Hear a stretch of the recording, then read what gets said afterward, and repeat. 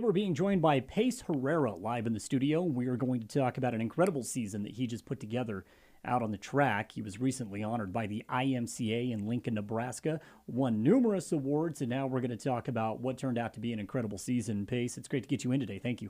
Thank you for having me. Yeah, absolutely. Let's talk about how everything went down. I guess the best place to start would be with the award ceremony. You got to travel out to Lincoln, Nebraska just this past week, and you were honored to say the least. I mean, you took home a lot of hardware.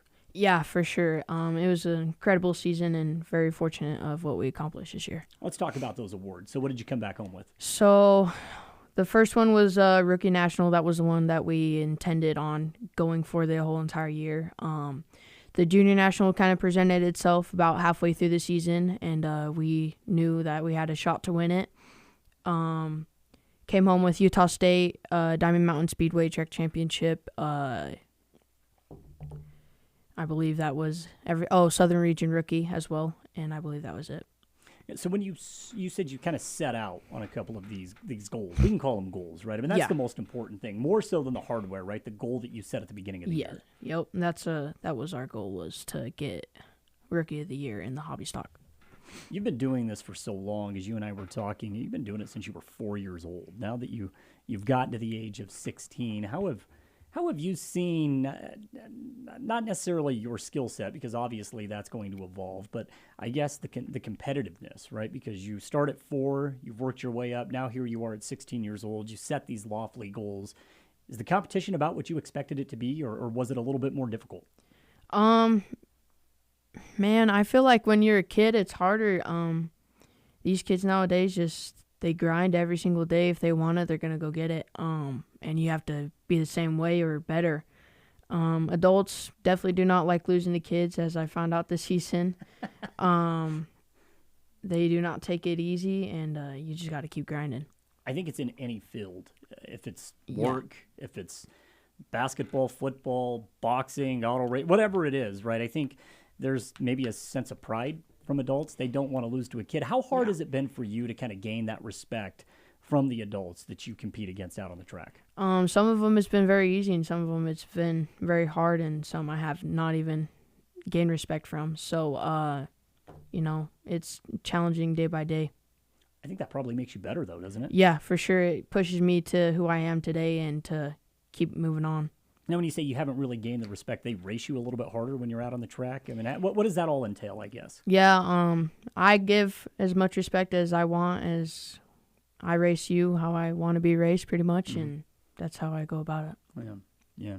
As you get through this season, let's move to about the halfway point, because the season ends the end of September. So when you hit the halfway point, obviously those goals that you set at the beginning of the year, they're well within reach, right? Like, at the beginning or at the middle of the season, hey, everything has kind of come together, right? So does it change for you when you hit that halfway point, or is it just business as usual?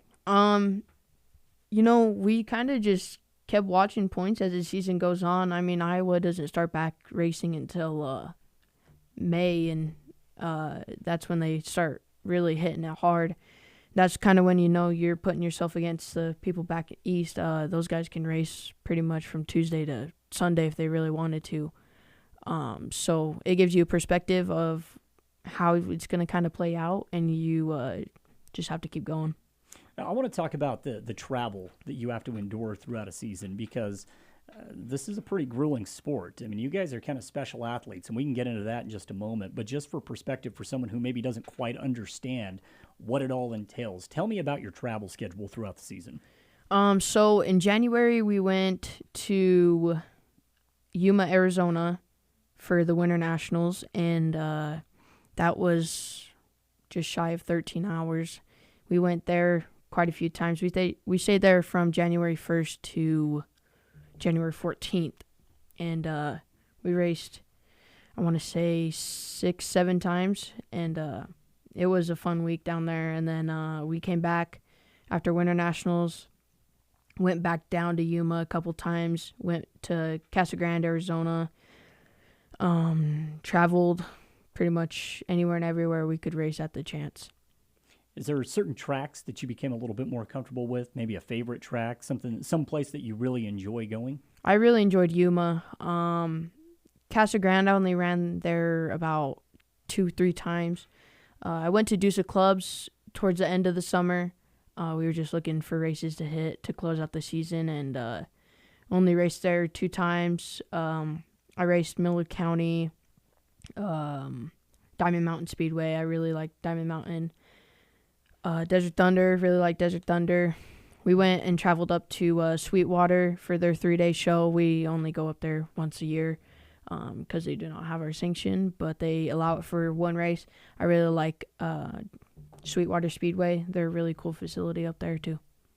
I'm always fascinated by the preparation. I think that's my favorite part of any sport. The game day or race day, that's the culmination of everything that leads up to it, right? Yes. The behind-the-scenes stuff is what I'm really fascinated with. So tell me, what's it like for you throughout the week leading up to race day? What's that like? So after a race weekend, I will usually either Sunday or Monday wash the car. And if I have to run the sport mod, I'll get both of them knocked out on Sunday. And then I will prep the hobby stock on Monday because hobby stock comes first, as it was our priority this season. And then I will work on the sport mod Tuesday and Wednesday. If I don't get the hobby stock done on Monday, I'll just kind of fan out. And, I spent a lot of time in the shop this summer. I would say I'd spend 30 hours, 40 hours in the shop, I bet, each week, just prepping up cars every day. What about the physical preparation? What do you do to make sure that you're fit? Because that's obviously a very important aspect as well. Yes, fitness is. Most people don't look at it that way, but you have to be pretty fit to drive a car. Usually throughout the week, I would go on bike rides, or most of the time I'm just outside all day every day, so I didn't really usually need to go run or go work out or anything like that. So that's what it looked like. What about the mental preparation? What do you do there? Mental preparation is everything in racing. Usually it's about a day before I get in my zone, before it's really time to lock down and get to it. Usually the day of the race, I just listen to music, kind of like tune in and stuff. And what's on your playlist? What helps you get in that mood, that just rhythm? kind of like rap songs, kind of like just songs to, I don't know, kind of loud songs, I'd say. Gets the intensity going a little bit. Yeah. Again, our guest right now is Payce Herrera. We're talking about what was just a phenomenal season as he took home a large group of awards, and the idea of everything that goes into racing. I think that's what is so fascinating to me. And it's everything that's behind the scenes. And you racing since you were 4 years old. Your dad plays a big role in this as well. I mean, you guys are kind of like a team, right? Yes, so, humongous role. Yeah. Me and him have partnered up ever since I was little, whether it was wrestling, dirt bikes, race cars, soccer. I mean, we were always a team wherever we went. What has he taught you most about this sport? Never take anything for granted. Yeah. Just keep on going forward, and you might win one race, but you get knocked down on the second one, and you just gotta keep coming back and hitting harder. I know there's always a sentimental side to all of this as well, right? So you talk about spending 30, 40 hours a week in the shop, and a trophy's a beautiful thing, right? That's what you race for, but the idea of developing a relationship with your dad, these are memories that you're going to have for a lifetime. So absolutely. I'm assuming that your guys' relationship just continues to grow, and when you're in the shop, you're there with your dad. That's a beautiful thing. Yes. Pretty much every day, I'm with my dad. Yeah, that's what it's all about. Really, yeah, for sure. Yeah. Now that you've accomplished this, let's talk about what's next, because you move the bar a little bit higher, right, each year, and you've accomplished this aspect of it. So what's the goal for 2025 now? We're just going to go race to race. Honestly, we're just looking to get seat time in the sport mod. I will no longer be driving a hobby stock. I'll be putting my focus on a northern sport mod. And we're just going to go race to race, go have fun, and go win races. What do you know about that as far as the competition level going to that northern sport mod? Northern sport mods are really technical. They're open wheel cars, so they're a lot harder than hobby stocks. Got a lot more moving components. You have to be way more easy with the wheel, throttle. Everything about them is just fascinating. I've raced one a couple times last year. I did really good in it for as many nights as I have been in one. So I'm really looking forward to the 2025 season. Well, here we are in December. Season begins in January, so Yeah. I mean, the countdown is on, right? Yeah, yep. It's we'll be taking my sport mod down to Winter Nationals this year again, and hopefully we have more success too. One of the other aspects that we really haven't talked about, with you being 16 years old, you also have some obligations as far as school is concerned. Yes, I have a lot of obligations. I have my Finish Line Landscaping business that I have to run on the side in the summer, and when it snows too. And then I have school every day. So, yeah. How have you been able to juggle all that? At first, it was really difficult. I didn't know how to take it on, as I was only like 15, 14 and a half when I very first started doing that. But, as everything, you adapt as you keep going on. So it's been pretty easy for me as I've gotten older. Yeah, we've talked about you and your dad. We got to talk about you and your mom. Moms are important too, right? Yeah. Moms play an important aspect in everything. Yeah, for sure.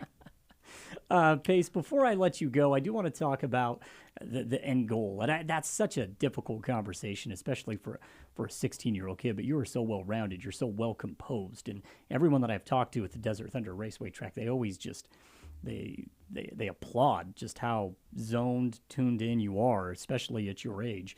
What is the end goal? Where do you see yourself 15, 20 years from now? Driving a super late model for some big company back east, or NASCAR or ARCA or sprint cars.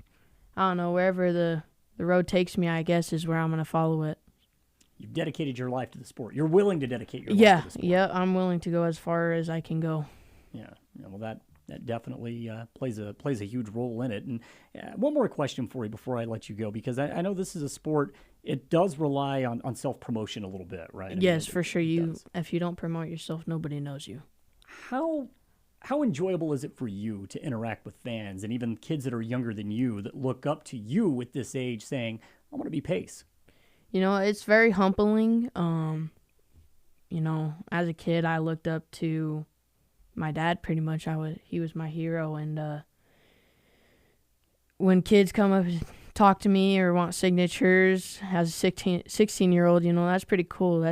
You can't ask for much more than that. And, it's been an awesome experience as what I've done and what I get to do with fans and crowds and racers and just everybody. You worked on that signature at all? Yeah, actually. I actually came up with one last year because I was like, man, I don't have a signature. I need to come up with one. Yeah, well, they don't teach you guys cursive anymore, right? So no, I think the last time I learned cursive was kindergarten, so.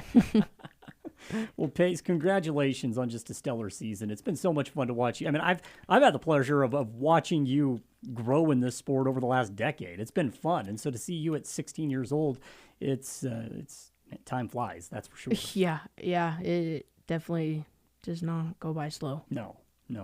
Well, get set for 2025. Congratulations on 2024, and I'm sure we'll be talking again soon. Yep, thank you very much.